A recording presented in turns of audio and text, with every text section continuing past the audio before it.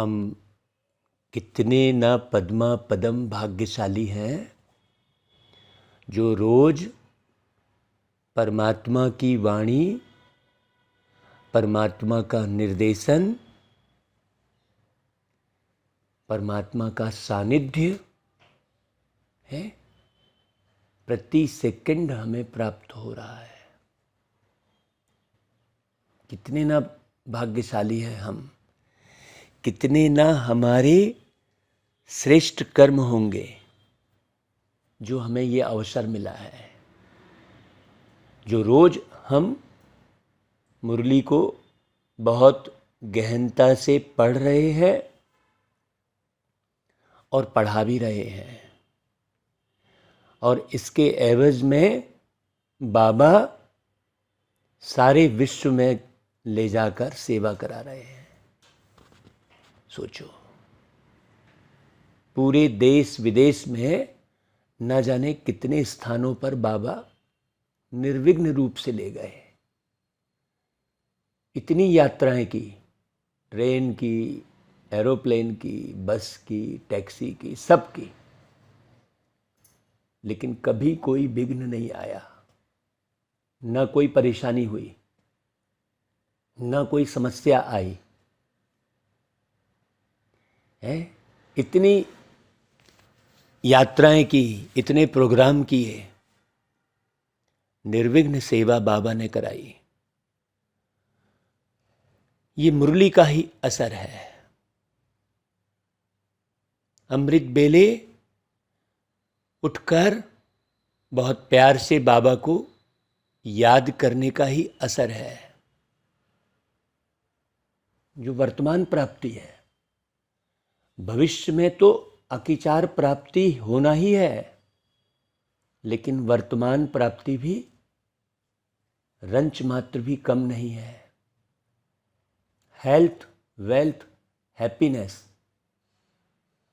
स्वस्थ तन, स्वस्थ मन और धन की भी कोई कमी नहीं, और परिवार के सदस्य भी बड़े मीठे, प्यारे, चरित्रवान। इतनी बड़ी उपलब्धि वास्तव में कहीं नहीं मिल सकती। लोग तो फंतासी जीवन जी रहे होते हैं। कोई साक्षात्कार हो गया, कहीं कुछ हो गया, बस। यहाँ तो बाबा ने इतना सुखद जीवन दे दिया जो प्रति सेकंड दिल से बाबा का शुक्रिया ही निकलता है। बाबा की मुरली को इतने एकाग्रता से, इतनी तल्लीनता से और इतने इत्मीनान से पढ़ना चाहिए और सुनना चाहिए और समझना चाहिए, और अपने दर्शन करके देखना चाहिए कि बाबा के मुरली के एक एक शब्द का मैं अनुसरण कर रहा हूं कि नहीं। मुरली बार बार उठाकर पढ़ें, सुने, और एक एक शब्द पर ध्यान देकर अपनी तरफ निगाह घुमाएं कि एक एक बात का मैं, बाबा की एक एक श्रीमत का मैं पालन कर रहा हूं कि नहीं। क्योंकि बाबा मिले हैं भाई हमको, हैं, परमात्मा हमें डायरेक्शन दे रहे हैं, तो कितना होना रहना चाहिए अंदर में प्रति सेकंड। जब ऐसा पुरुषार्थ होगा तो किसी की याद आएगी ही नहीं। सब काम सरल हो जाते हैं, सब काम सरल हो जाते हैं, जब प्रभु की याद आती है। ऐसा गीत बनाए थे। प्यारे बाबा की याद रहती है ना, तो हर कार्य बड़े सरल हो जाते हैं। और जब आप ऐसा पुरुषार्थ करते हैं तो माया भी अपना रुतबा दिखाती है। ये भी बड़ी समझने की बात है। शूर्पणखा राम के पास ही जाती है लक्ष्मण के पास ही जाती है, ये दिखाया है। ऐसी सूर्पणखाएं कितनी हैं इस संसार में, हैं?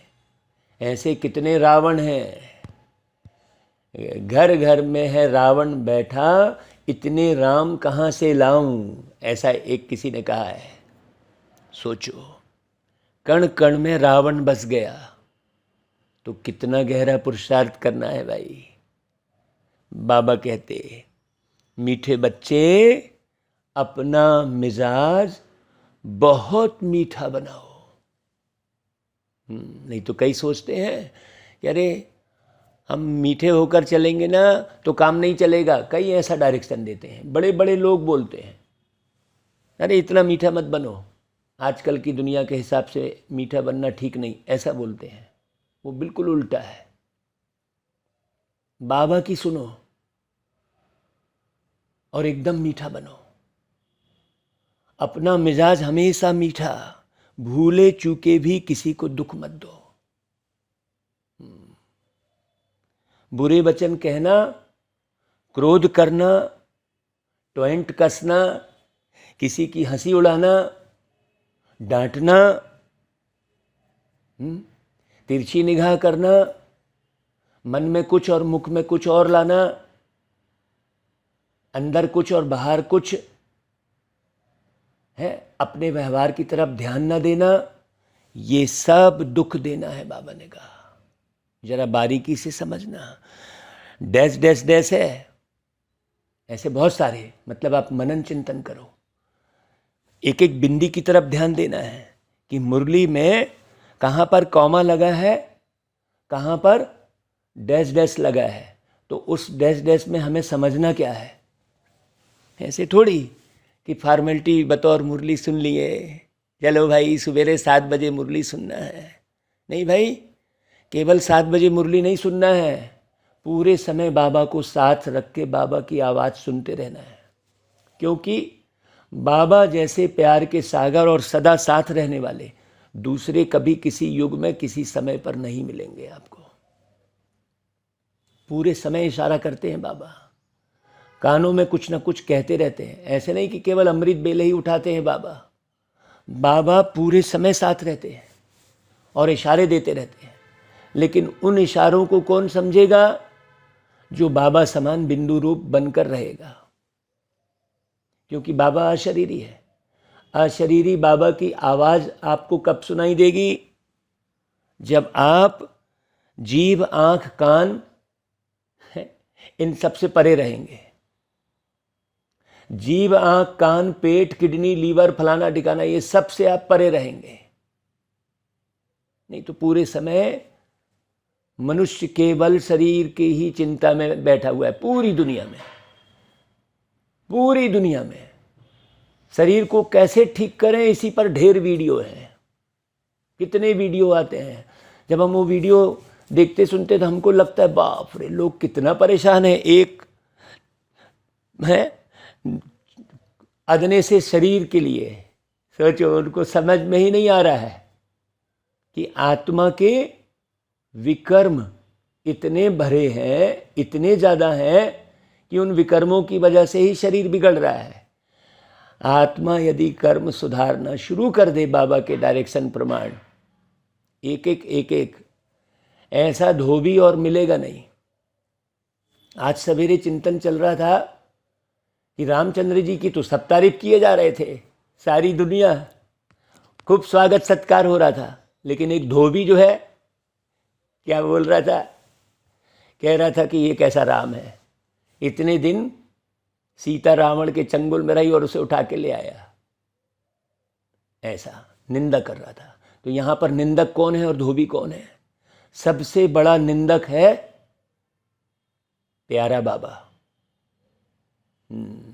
सबसे बड़ा धोबी है जो एक भी मैल रहने नहीं देगा। तो सोचो, वो सीता को उठा लाया रावण से, मतलब बुद्धि रावण के चंगुल में फंसी है, पता भी नहीं चल रहा है। सीता का मतलब क्या हुआ? बुद्धि। और अपने को खूब होशियार समझ बैठते हैं लोग, वाह मेरे जैसा कोई ज्ञानी नहीं है। अरे भाई, ज्ञान के सागर तो प्यारे बाबा हैं। तुम्हारे पास है क्या ज्ञान? 4 लाइन बस सुन ली, समझ ली तो बस महारथी समझने लगे अपने को। ठाट बाट देखो तो कितने लंबे चौड़े। सोचो, गीत सुन रहे हैं, भ्रुकुटी की कुटिया में बैठे ही बैठे प्रभु से मिलन मनाया करूं, और ठाट बाट देखो तो है, ढंग से किसी से बात नहीं कर रहे, ढंग से किसी पर दृष्टि नहीं डाल रहे, पार्टिकुलर व्यक्ति विशेष को देख देख के बात कर रहे हैं। नहीं भाई, बाबा कहते हैं माया बच्चों की परीक्षा किस रूप में लेती है, और उस परीक्षा में अडोल रहने की विधि क्या है। मुख्य परीक्षा आती है काम और क्रोध के रूप में। ये जो ठाट बाट है ये भी काम की गिनती में आएगा, वासना की गिनती में आएगा। नहीं, बाबा ने कहा जो सिंपल सो सैंपल। बहुत अच्छी रीति समझना, काम की बीमारी जो है ना अति सूक्ष्म है। ऐसा नहीं ब्रह्मचर्य व्रत का पालन कर रहे हैं तो हम काम की बीमारी से छूट गए हैं। ये 2 बीमारी बहुत बड़ी है। बच्चू बादशाह कहते हैं बाबा काम को, बच्चू और बादशाह। बच्चू वाले बिल्कुल छोटा सा बच्चे के रूप में भी आ जाएगा वो काम, और बादशाह के रूप में भी। बहुत अच्छी रीति समझना, यह दोनों मुश्किल ही पीछा छोड़ते हैं। बाबा देखो कितने गहरे इशारे दे रहे हैं। ऐसा पढ़ाने वाला इस संसार में दूसरा कोई हो ही नहीं सकता। कितना नशा रहना चाहिए भाई, हमको बाबा मिला। सोचो, क्रोध का भूत घड़ी घड़ी दरवाजा खड़काता है, देखता है यह कहां भौ भौ तो नहीं करते। अनेक प्रकार के तूफान दीपक को हिलाने की कोशिश करते हैं। भाई, हु इज दीपक? आत्मा में जो ज्ञान की ज्योति, जो योग की ज्योति जगी है, उस योग को तोड़ने की कोशिश करते हैं। इन परीक्षाओं में अडोल रहने के लिए क्या उपाय बताया बाबा ने? एक सर्वशक्तिमान बाप से योग रखना है। क्या बोला बाबा ने? योग रखना है, योग करना है वाली बात नहीं है। एक एक शब्द की तरफ ध्यान देकर यदि हम सुनेंगे मुरली तो बाबा की अंदर की मानसिकता का पता चलेगा कि बाबा के दिल में क्या है। तो ऐसे बच्चों के बहुत ध्यान से सुनना, बाबा सर्वशक्तिमान शब्द बोला है से योग रखना है। जब योग रखेंगे तो अंदर खुशी के नगाड़े बजते रहेंगे भाई। सोचो, खुशी के नगाड़े अंदर, ये कितनी गहरी बात है। माने ज्ञान आपके अंदर में ऐसा टपकते रहेगा जो सारे विश्व में फैलेगा। बहुत ध्यान से सुनना मुरली के एक एक पॉइंट पर। ऐसे नहीं रोज ही बाबा वही बोल रहे हैं। जो सही पुरुषार्थी नहीं होगा ना, वो मुरली ध्यान से बिल्कुल नहीं सुनेगा। और जिसको ये लक्ष्य है कि मुझे सतयुग का फर्स्ट प्रिंस बनना है, वो मुरली को दिन भर में 10 बार पढ़ेगा। और अगर जिस दिन मुरली पढ़ नहीं पाया तो बेचैनी होती रहेगी उसको अंदर से। किसी भी कारण से वो मुरली नहीं सुन पाया, मुरली नहीं पढ़ पाया, मनन चिंतन नहीं कर पाया, तो उसको बेचैनी रहेगी। तो ज्ञान और योग बल ही इन परीक्षाओं से पास करा सकता है। वो गीत है ना भाई, निर्बल की लड़ाई बलवान से, है ना भाई, ऐसा है ना गीत। ओम शांति। बच्चे समझते हैं और बाप भी समझाते हैं कि तुम फिर से आए हो। ये नई बात नहीं है ना। फिर से आए हो पारलौकिक बाप के पास। बाकी सब दुनिया में है लौकिक बाप, है ना। यहां सीधे बात कौन सी चल रही है? पारलौकिक बाप की। बीच में अलौकिक बाप है। बड़ी गहरी बात। हाँ, तो समझा कौन रहे हैं? पारलौकिक बाप, जो दिखाई नहीं देते इन आंखों से। यहां है सब आसुरी बुद्धि, इसलिए यहां किसी की बुद्धि पर डिपेंडेड नहीं रहना। हाँ, पर बुद्धिया कभी भी सही काम नहीं कर पाएगा। अपनी डिसीजन पावर को पक्की रखना। और आपके अंदर की डिसीजन पावर कब पक्की होगी अच्छे से? जब बाप के साथ योग रखे रहेंगे। योग रखना, रखना बहुत गहरी बात। तो यहां सब है आसुरी बुद्धि और सतयुग में है दैवी बुद्धि। तो दैवी बुद्धि किसके अंदर आएगी भाई? जो हमेशा अपने सत्य स्वरूप में रहेगा, आत्म रूप में। रंच मात्र भी देह का भान आया तो समझ लो वो उसके अंदर आसुरी वृत्ति ने प्रवेश किया। आसुरी के बाद फिर दैवी जरूर बनना है। आसुरी और दैवी, पतित और पावन में बहुत फर्क है ना भाई, बहुत फर्क है ना। ऐसा थोड़ी यहाँ दैवी गुण नहीं, दैवी गुण मतलब आसान थोड़ी है। कह लेना, सुन लेना, वर्णन कर लेना बड़ा आसान है। लेकिन देवता बनने की बात है यहाँ पर भाई। दुनिया में तो किसी को मालूम ही नहीं है।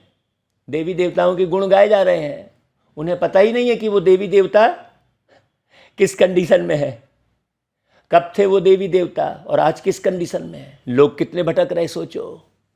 उनकी भटकन को कौन समाप्त करे?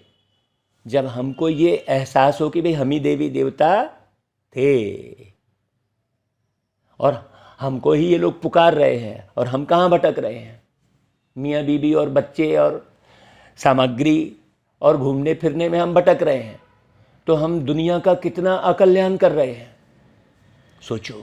सबसे ज़्यादा अकल्याण कौन कर रहे हैं? हम बच्चे कर रहे हैं, जबकि हम ही देवी देवता थे और हम ही भटक रहे हैं। जब हम खुद भटक रहे हैं तो औरों को, जो हमारे पीछे भटक रहे हैं बेचारे, उनको कौन संभाले? तो अभी बाप द्वारा हम फिर से पावन दुनिया का वर्षा ले रहे हैं। तुम जानते हो हम पावन थे, फिर रावण ने क्या किया? पतित बनाया। तो रावण को भी अच्छी रीति समझकर उससे छुट्टी पाना। बाबा सतयुगी राज्य भाग्य का वर्षा दे रहे हैं, वो भी 1-2 जन्म नहीं, 21 जन्मों के लिए। सोचो, ये बात बुद्धि में गहरे बैठ गई अगर, तो व्यक्ति मुरली और बाबा के सिवाय दूसरा उसे कुछ सूझेगा ही नहीं, बुद्धि कहीं जाएगी ही नहीं।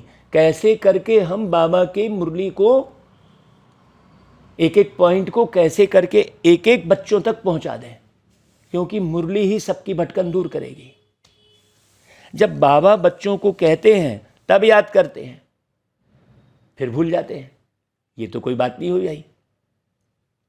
सोचो, जो बात याद रहती है वह फिर औरों को समझाने के लिए दिल टपकती है, बाबा कह रहे हैं। ऐसे थोड़ी कि हमने अंदर मर्ज कर लिया तो बस हम बोल नहीं पा रहे हैं। देखो स्पष्ट कह रहे बाबा मुरली में, याद नहीं होगी तो दिल टपकेगी नहीं। बाकी सारे दिन में कुछ ना कुछ तो बात करेगा ही ना व्यक्ति। तो उन बातों में गौर करे कि वो कौन सी बात कर रहा है। किसी से टेलीफोन में बात किए, किसी से वीडियो कॉलिंग में बात किए, कौन सी बात कर रहे? सुंदर चेहरे की, नाक नक्शे की, शरीर की बीमारी की, खाने पीने की, इधर उधर घूमने की, फैशन की बात कर रहे हैं? अभी तो सेकंड कौन सा कार्य करना है, कौन सी जिम्मेदारी सौंपी है बाबा ने? सतयुग के निर्माण की। तो पूरा होना किधर रहना चाहिए? सोचो, कोई देखे या ना देखे, अल्लाह देख रहा है। हर घड़ी, हर सेकंड वो योगी बच्चे को भी देख रहा है और वियोगी को भी देख रहा है। नजर उसकी जो है दोनों तरफ है। बहुत अच्छी रीति समझ रहा। जो योगी होगा वो फायदे में रहेगा।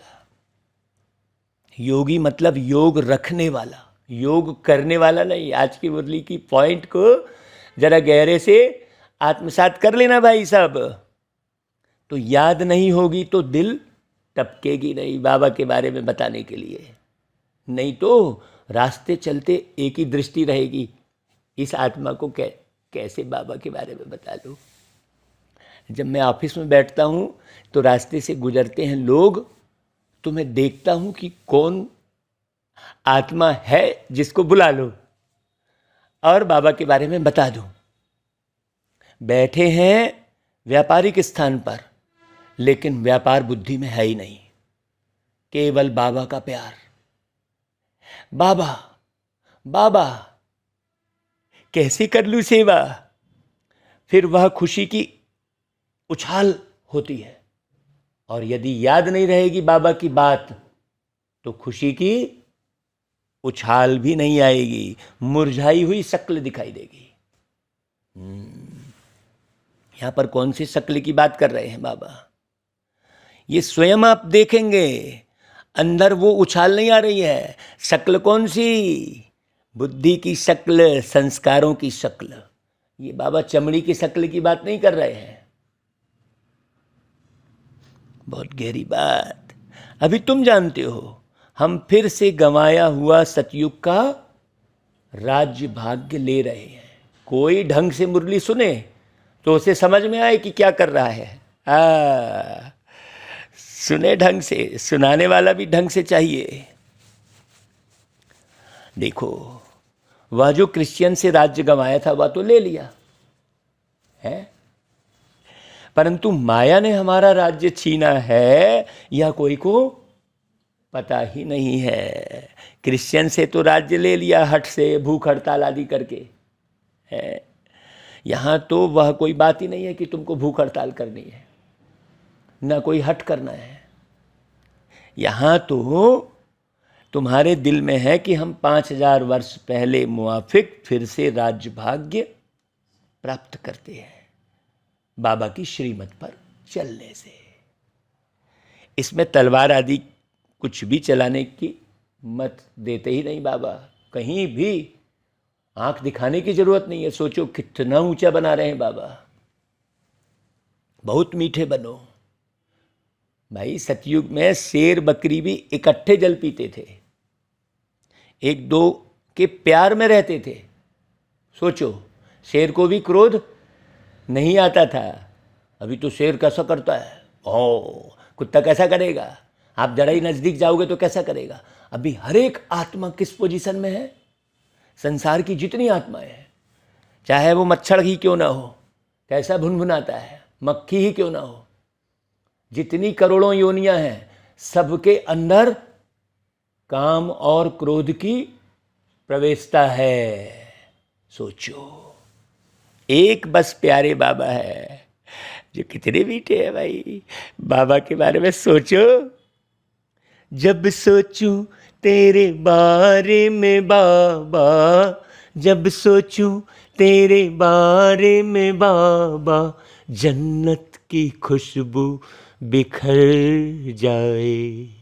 बाबा तुझसे जुड़ी हुई है ना भाई। सांसों की हर तार हम जाने प्रभु या तुम जानो। बहुत गहरी समझने की बात है।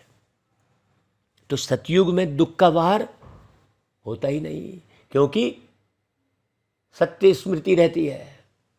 सत्य स्मृति में रहते हैं तो दुख का वार होता ही नहीं। तो सतयुग में दुख का वार होगा ही नहीं। यहाँ तो दुख का वार बहुत होता है। काम कटारी चलाना यह भी दुख का ही वार है। दुखी है व्यक्ति तो साथी ढूंढता रहता है, दुखी है तो अकेला महसूस करता है।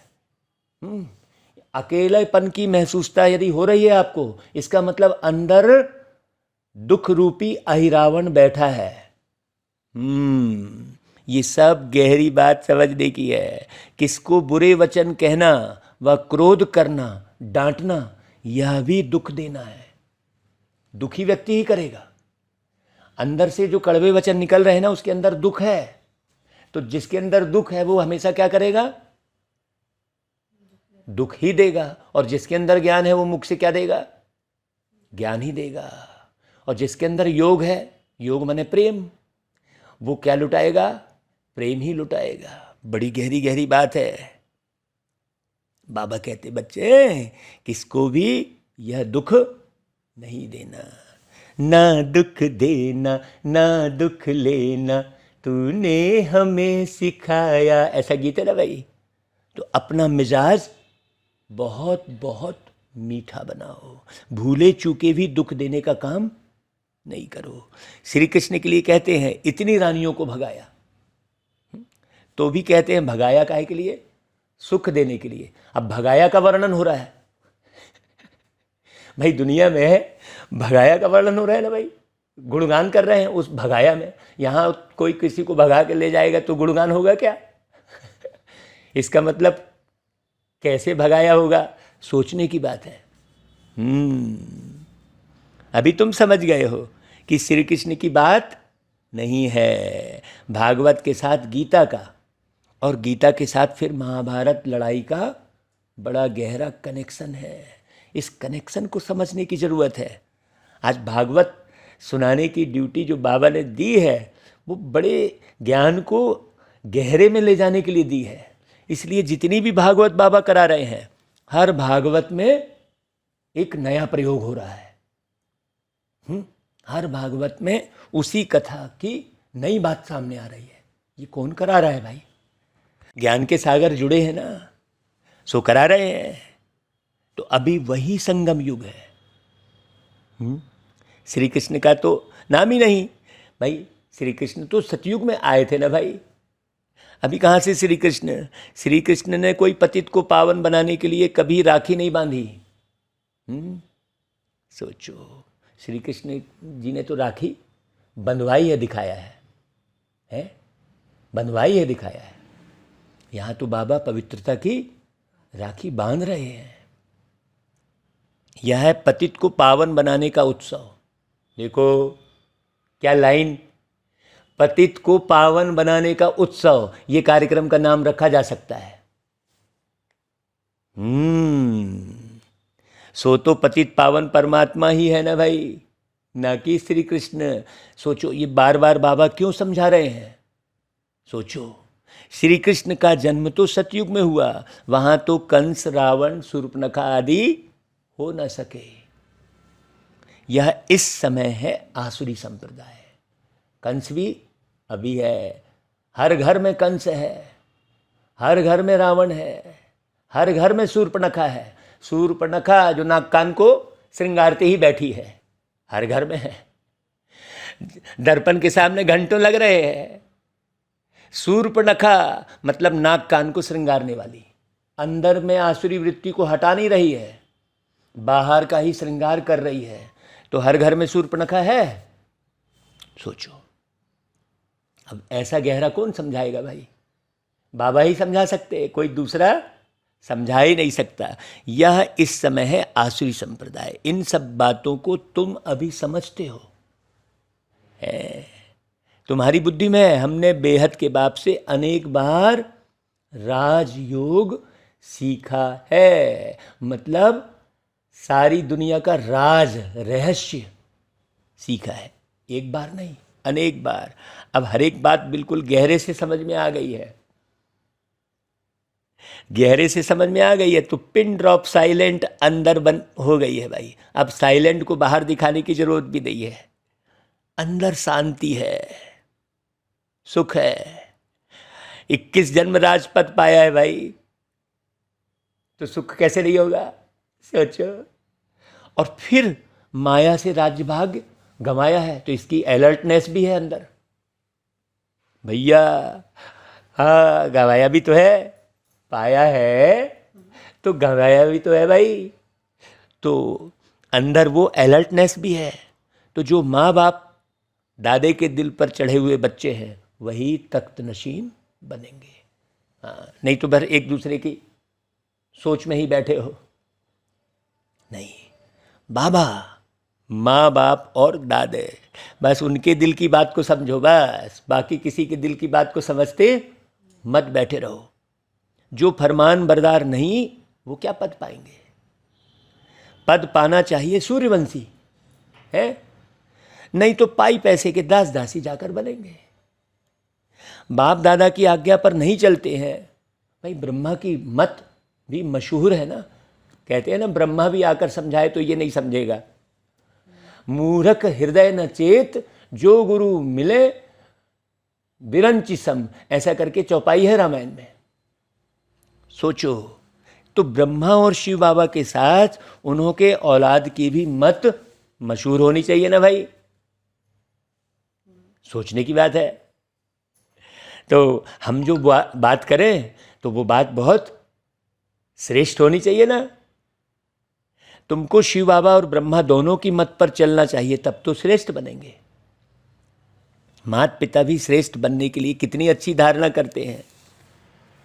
सब बच्चों को पढ़ाते हैं। भाई मुरली तो सब बच्चों के पास जाती है, इनका पार्ट ही है पढ़ाने का। कई बच्चे ऐसे भी हैं जो माँ बाप से भी अच्छा पढ़ाते हैं। सोचो बाबा क्या बोल रहे हैं। शिव बाबा की तो बात ही ऊंची ठहरी, उनसे ऊंचा तो कोई समझा ही नहीं सकता। लेकिन मम्मा बाबा से भी इस समय होशियार बच्चे हैं, बाबा कह रहा है। भल संपूर्ण तो कोई बना नहीं है, संपूर्ण बनने की बात अलग हो गई, लेकिन कम से कम समझने और समझाने की सेवा तो बेस्ट चल रही है ना, उससे भाग्य तो बन रहा है ना, फिर संपूर्ण तो बन ही जाएंगे।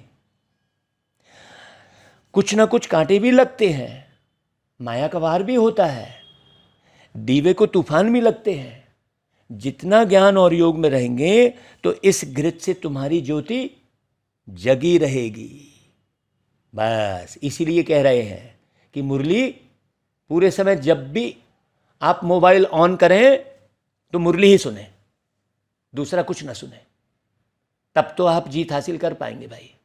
और आपने मोबाइल ऑन करके दुनिया के वीडियो देखे तो आप कदापि जीत हासिल नहीं कर पाएंगे। क्यों? क्योंकि माया का वार होता है। कोई दीपक में घृत थोड़ा कम हो जाता है तो लाइट कम हो जाती है, कोई का दीवा बहुत अच्छा जलता रहता है।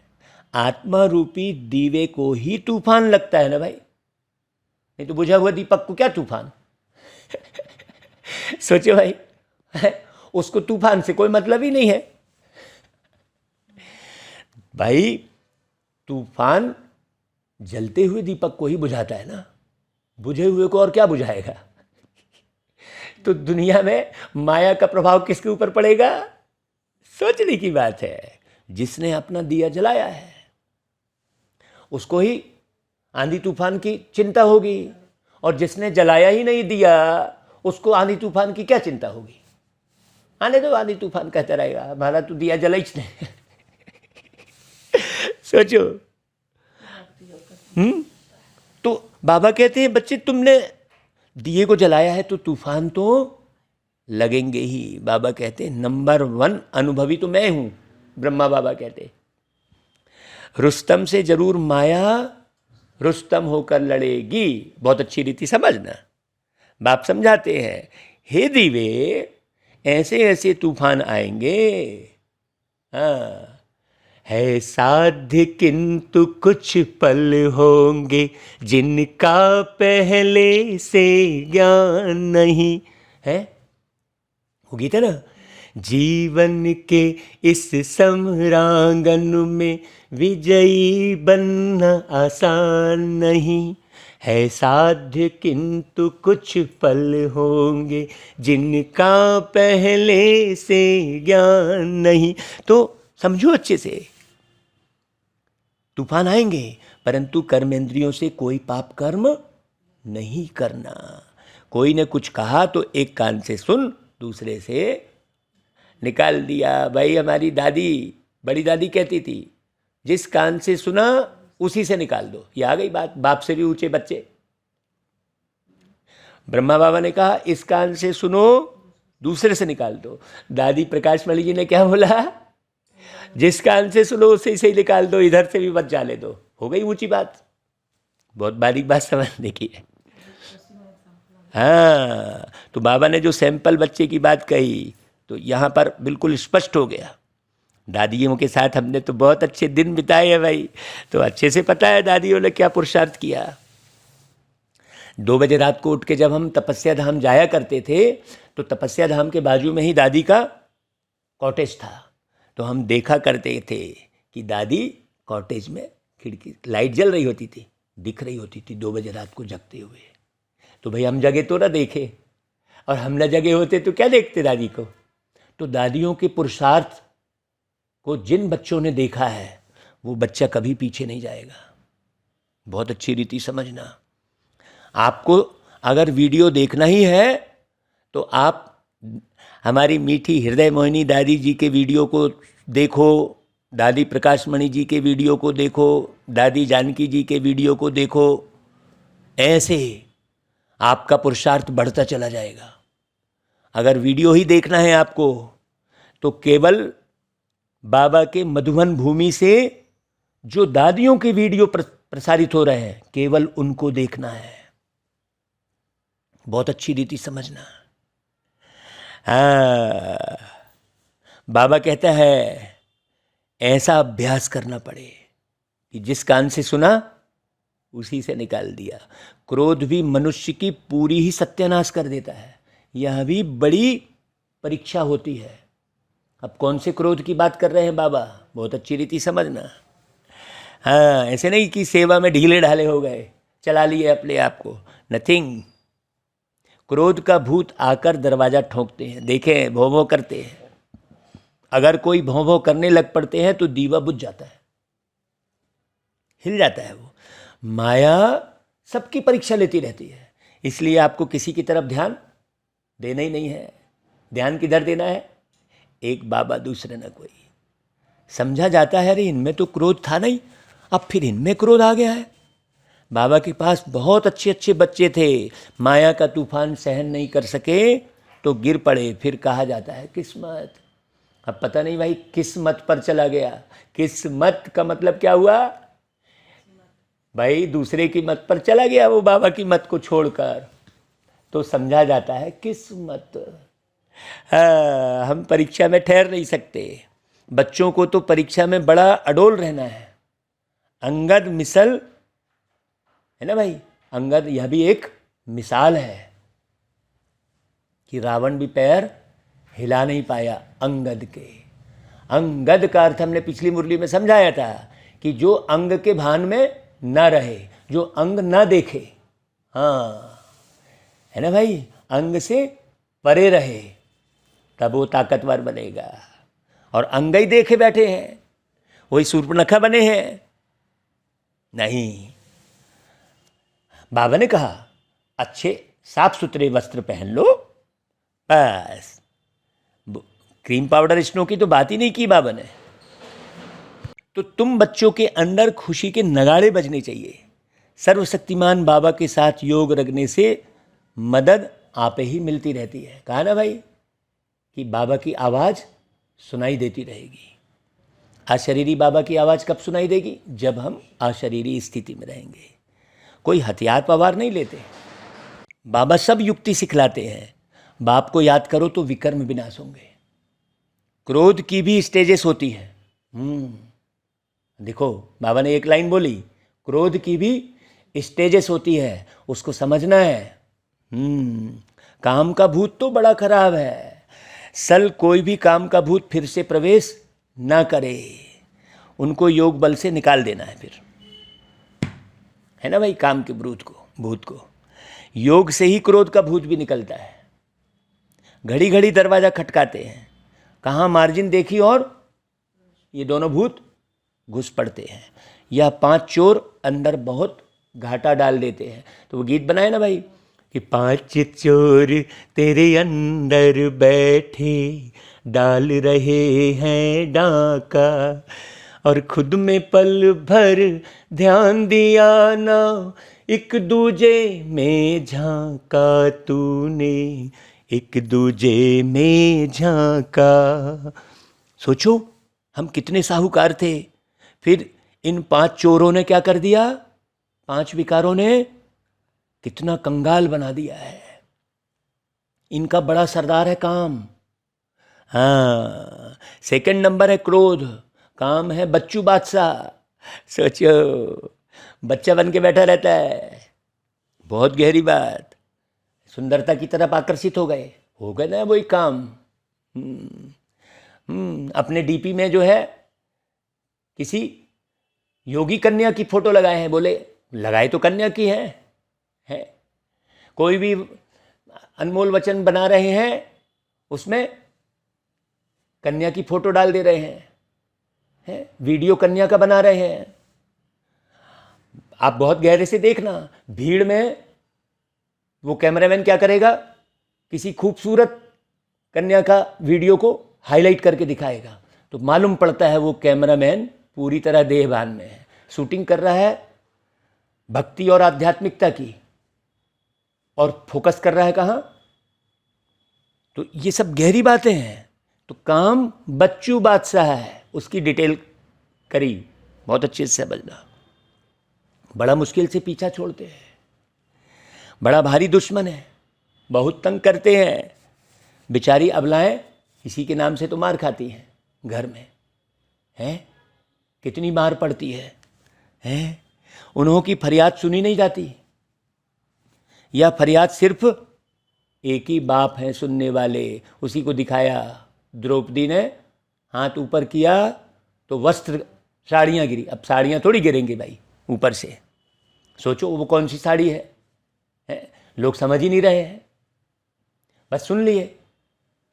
उन्हों की फरियाद सुनी नहीं जाती है दुनिया में, बाबा ही सुनता है, परंतु वह भी सच्चे जो होंगे उन्हों की सुनेंगे। ऐसे नहीं अंदर में बच्चू बादशाह बैठा है और बोले बाबा बचाओ, अंदर में थोड़े थोड़े ख्याल चल रहे हैं, झूठों की नहीं सुनेंगे। हाँ, पुरुषार्थ भीतर का है। जो कहते हैं ना, जो भीतर गया वो भी तर गया। तो यह विकार मनुष्य को एकदम डर्टी बना देते हैं। क्रोध की बीमारी उथल पड़ी तो क्रोध अपनी भी सत्यानाश कराते और दूसरे की भी खुराक बंद हो जाती है, हंगामा होता है। तो बाप से जो खुराक लेने आते हैं उन्हों का वह बंद हो जाता है, उन्हों पर बंधन आ जाता है। फिर उनकी अविनाशी भविष्य जन्म जन्मांतर की आजीविका बंद हो जाती है। सोचो कितना नुकसान। ऐसे जो परमपिता परमात्मा से वर्षा लेने में विघ्न डालते हैं, उन पर कितना पाप पड़ेगा भाई। सोचो, बात मत पूछो। वह जैसे कि अपने ऊपर कृपा के बदले श्राप डालते हैं। कोई ट्रेटर बन जाते हैं तो कितना नुकसान करते हैं। सोचो कितने लोगों का नुकसान करते हैं। एक व्यक्ति ट्रेटर बना तो कितने उसके पीछे। सोचो, भविष्य हीरे जैसा जीवन बनाने में रुकावट पड़ती है फिर। इसलिए बाबा कहते हैं महापापी, महाबेसमझ, महाकमबख्त है, डैश डैश है, देखना हो तो यहाँ देखो। सोचो बाबा कितना स्पष्ट कर रहे हैं। तो कितना बारीकी से पुरुषार्थ स्वयं पर देखकर करना है, कहीं भी उलझना फंसना नहीं है। कोई अखबार में भी उल्टा सुल्टा डाल देते हैं तो बेचारी माताओं पर कितनी आपदाएं आ जाती हैं। जानते हुए और फिर कुछ करते हैं तो उन पर धर्मराज की कितनी मार पड़ेगी। बाप कहते हैं ऐसा काम कोई नहीं करे जो ट्रेटर बने और अबलाओं पर अत्याचार हो। उनको गाजी भी कहा जाता है। माथे में खून का टेम्परेचर चढ़ जाता है तो फिर तलवार उठाने और मारने में भी देरी नहीं करते, उठाकर मारने लग पड़ते हैं, फिर उनको फांसी पर चढ़ा देते हैं। यहाँ भी ऐसे बन पड़ते हैं। कोई में क्रोध का भूत आ जाता है तो कितनों की आजीविका बंद कर देते हैं। सोचो, ऐसे के लिए फिर बहुत कड़ी सजा है। जो ट्रेटर बन विघ्न डालते हैं उनके ऊपर बहुत बड़ा पाप चढ़ता है। चढ़े तो चाखे बैकुंठ रस और गिरे तो एकदम चकनाचूर, कुछ भी बाकी नहीं रहता फिर। हाँ, या तो वैकुंठ का मालिक या तो फिर जाकर नौकर चाकर। जो मालिक बनने के लायक था वो क्या बन जाता है फिर, उनका चेहरा देखते ही बनता है। ऐसे कई चेहरे बाबा ने दिखाए भी हैं। ऐसा काम जो करेगा तो इतना ही पाप आत्मा भी बनेगा। बहुतों को दुख देने के निमित्त बन जाते हैं। बाबा को तरस पड़ता है। माताओं का तो रिगार्ड रखना है, वंदे मातरम गाई जाती है, भाई माताएं तो अबला है, इसलिए बाप आकर कलश माताओं पर रखते हैं।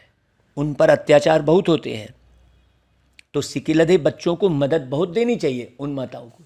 हाँ, अगर कोई मदद के बदले और ही उल्टा काम करते हैं तो कितना नुकसान हो जाएगा, है ना भाई। कई मदद के बहाने, हाँ, बहुत सपूत बनना है, असुर को देवता बनाना है, तो साधारण का ड्यूटी तो नहीं है भाई। बाबा तुम्हारा जीते जी नया चित्र बनाते हैं। आर्टिस्ट लोग चित्र बनाते हैं ना, फिर जो बहुत अच्छा बनाते हैं उनको इनाम मिलता है। या बाप कहते हैं मैं ज्ञान और योग बल से तुम्हारे चित्र ऐसे बना रहा हूं। कौन से बाप? ब्रह्मा बाप, जो तुमको यह शरीर छोड़ने के बाद एकदम फर्स्ट क्लास शरीर मिल जाएगा। नहीं भाई, ब्रह्मा बाबा को ऊंचा पद मिलेगा ना, फिर तो मनुष्य से देवता बन जाएंगे। ज्ञान योग बल से तुम कितने गोरे बन जाते हो। ना तो बाबा मनुष्य है, ना तो बाबा देवता है। मनुष्य तो ब्रह्मा बाबा है और देवता भी वही बनता है। मुख्य पुरुषार्थ तो ब्रह्मा बाबा का है ना भाई। तो बाबा जैसा फर्स्ट क्लास कारीगर कोई होता ही नहीं।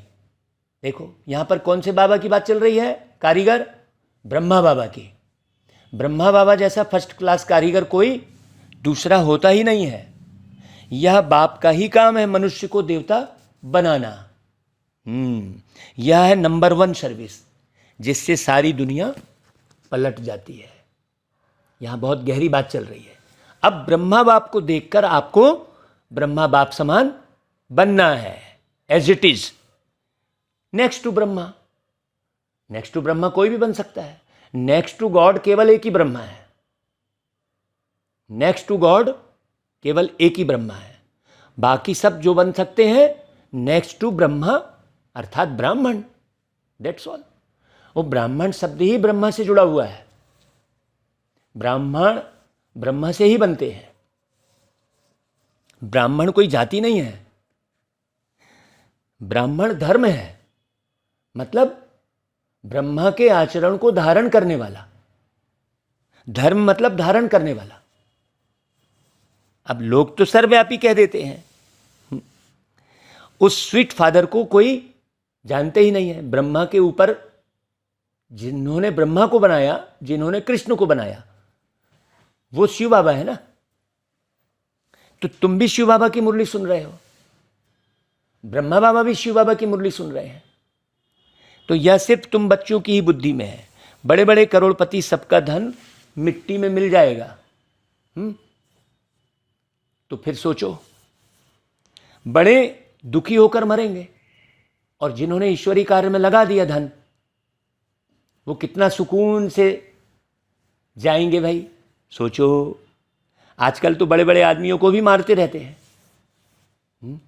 दुश्मनी कड़ी हो जाती है तो बात मत पूछो। निगाह किसके ऊपर रहती है? ऊंचे पद पोस्ट वाले को मारने के लिए तैयार खड़े रहते हैं। तो बड़े बड़े धनवान को भी, हाँ, तो खूब धन के पिछाड़ी, खूब धन कमाऊं फिर सेवा करूं, नहीं, धन कमाते जाओ, सेवा में लगाते जाओ, बस। संग्रहण प्रवृत्ति बिल्कुल नहीं होनी चाहिए। बड़ा खराब समय आना है। अब तुम बच्चे पुरुषार्थ कर रहे हो भविष्य के लिए, और कोई भी भविष्य के लिए पुरुषार्थ नहीं करते। इस दुनिया में कोई नहीं करता। पुरुषार्थ में फिर माया भुला देती है, फिर जैसे के वैसे बन जाते हैं। हाँ, वापस बहुत अच्छे ऊंचे से ऊंचा था और वापस कोई काम का नहीं रह जाता। फिर वो माया एकदम मुंह फेर देती है। इसलिए बहुत संभाल करनी है। जितना हो सके खुशी से बाबा को याद करना है। हम बाप से 21 जन्म सुख का फिर से वर्षा ले रहे हैं। बाप को याद करने से ही खुशी होगी। वह इन आंखों से महल आदि देखते हैं तब खुशी होती है। तुम दिव्य दृष्टि से अथवा ज्ञान के तीसरे नेत्र से जानते हो कि हम बाबा से सदा सुख का वर्षा लेते हैं। ये कहानी बनाई है सुशीला की। सुशीला दिव्य नेत्र से देख रही थी भगवान के वर्षे को, और सुदामा भगवान के पास जाकर भी नहीं देख पाया। बड़ी गहरी बात है यहाँ पर। तो तुम दिव्य दृष्टि से देख रहे हो, अगर बाप की मत पर चलेंगे तो, है ना भाई। तो सावधान तो करते रहते हैं बच्चे, श्रीमत पर बहुत मीठे बनो, चुप रहो और बाप को याद करो। कहाँ चुप रहो? जहाँ पर देखो, हाँ, कि भैया ये जो है अपने को खूब ज्ञानी समझ रहे हैं, वहाँ तुम अज्ञानी बन जाओ, सीधी सी बात। हाँ भैया, है तुम बच्चों जैसा सौभाग्यशाली इस सृष्टि पर कोई नहीं है। मुरली की शुरुआत ही देखो उसी शब्दों से हुई थी, पद्मा पदम भाग्यशाली। तो तुम स्वर्ग का मालिक बनते हो, वहाँ बड़ा सुख है, यह भी जानते हैं। राजयोग वही सीखेंगे जो कल्प पहले सीखे होंगे, जिनके अंदर एक भी कल्पना नहीं होगी। बहुत अच्छे से समझना, रियल पुरुषार्थ कल्पना वाली बात नहीं है कि फंतासी ही बस उड़े जा रहे हैं। अरे नेचुरल खुशी है, ऐसे संकल्पों में उड़े जा रहे हैं नहीं। तुम देखते हो पंडे सर्विस कर फूलों को व कलियों को बागवान के पास ले जाते हैं। ये बात कर रहे हैं बाबा, है ना भाई। नेचुरल, ऐसे नहीं फंतासी ही हम संकल्प करे बैठे हैं बस। फिर उन्हों की सर्विस की फिर ऑफरिंग भी मिलती है उन पंडों की, भैया आओ हमारे यहाँ। जगह जगह फिर बुलाते भी हैं लोग। हाँ, ये एकदम सही ढंग से समझा रहे हैं। ज्ञान है बहुत सहज, इस जीवन को मोस्ट वैल्यूबल कहा जाता है। कौन सा जीवन? जैसे ही बाबा के ज्ञान में आए तो एक गीत बना, जीवन मिला अनमोल है, और बाबा ने नाम भी अनमोल दे दिया। सोचो, सोचा भी नहीं था, ये गीत पहले बना, जीवन मिला अनमोल, और अनमोल नाम बाद में पड़ा। सबसे पहली कैसेट निकली हमारी अनमोल रत्न कैसेट का नाम, जब ज्ञान में नहीं थे तो वो अनमोल शब्द पहले ही टच हो गया था, लेकिन ध्यान नहीं जा रहा था। ध्यान कब गया? जब बाबा की गहन याद में पैदल कर रहे थे, घर से पैदल मुरली सुनने जा रहे थे, तब ध्यान गया कि अरे बाबा मुझे अनमोल बनाना चाह रहे हैं, तो क्यों ना मैं अनमोल बनूं, है ना भाई। बड़ी गहरी बात। तो ये जीवन बड़ा अनमोल है। कौन सा जीवन? ये ब्राह्मण जीवन मोस्ट वैल्यूबल है। पत्थर से हीरे जैसा, गरीब से साहूकार बनते हैं। गाया हुआ भी है भाई, अतेंद्रीय सुखमय जीवन गोप गोपियों से पूछो। तो भाई कौन से गोप गोपियां? सोचो, वहां पर फलक से कहना चाहिए मैं वो गोप गोपी हूं, है ना भाई। जैसे बाबा ने सुनाया है, यह है बड़ी लॉटरी। बाप स्वर्ग का रचयिता है, तो बाप और स्वर्ग को याद करना बहुत सहज है। विश्व का मालिक बनना कम बात थोड़ी ही है।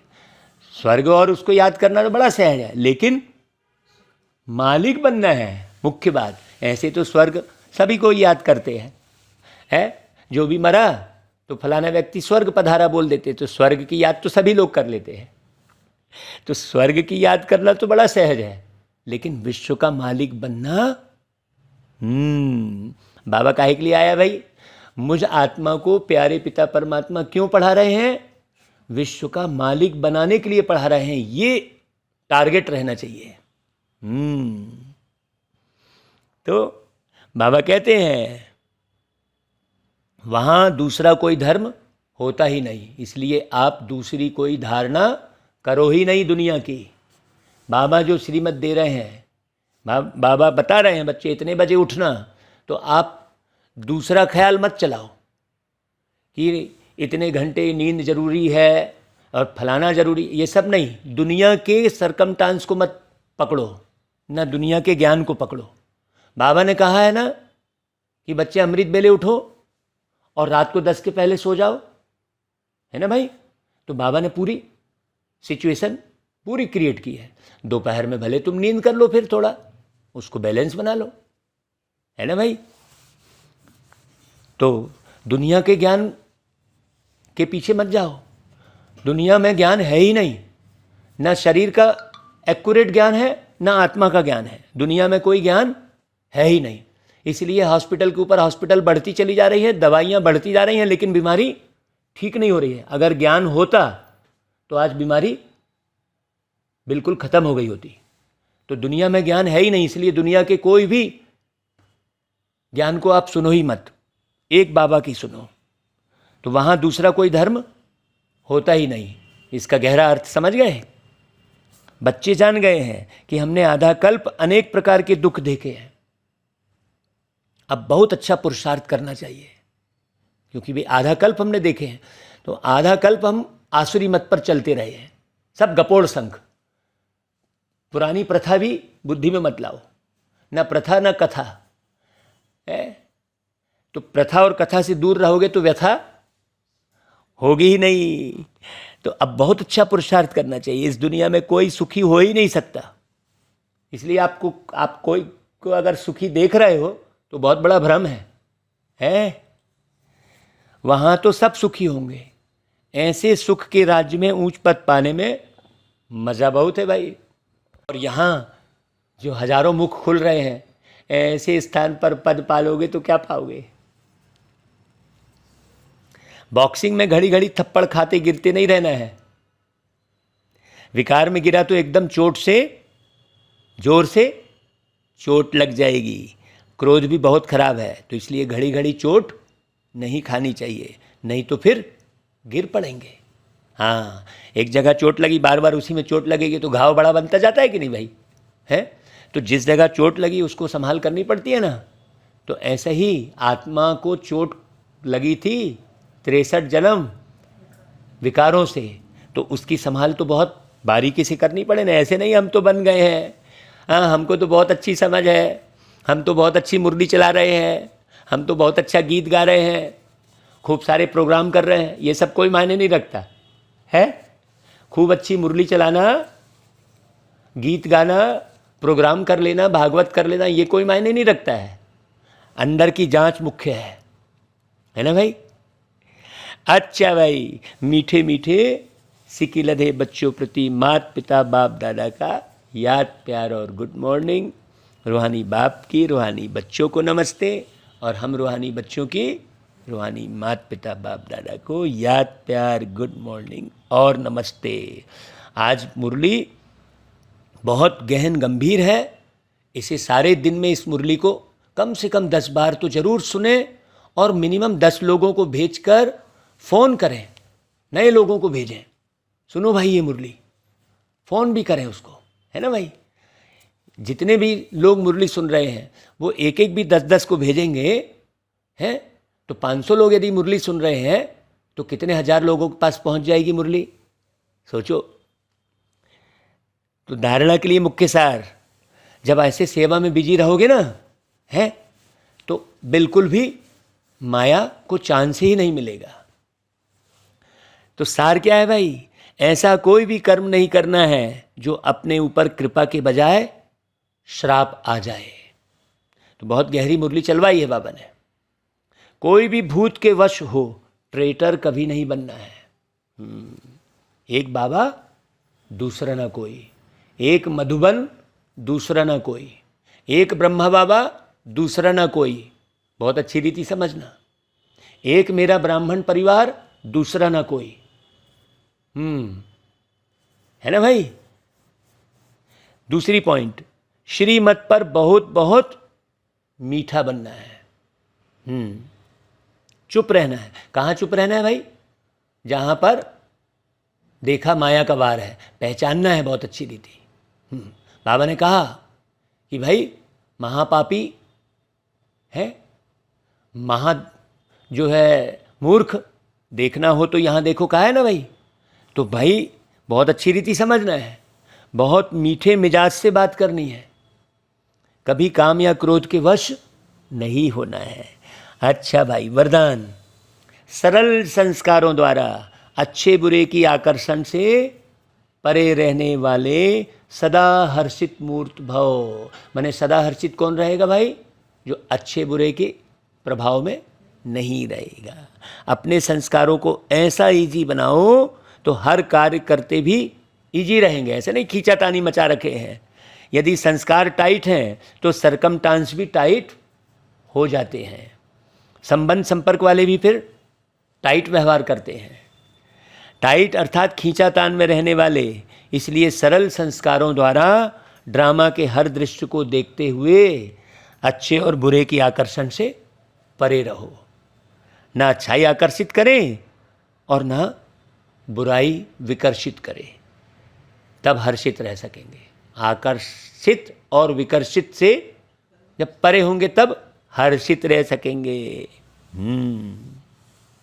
अच्छा भाई, स्लोगन, जो सर्व प्राप्तियों से संपन्न है वही इच्छा मात्रम अविद्या है। सर्व प्राप्तियां कौन? बाबा मिल गया भाई, सब कुछ मिल गया। ये गहरे से जाना चाहिए, ऐसे नहीं गाना गा रहे हैं।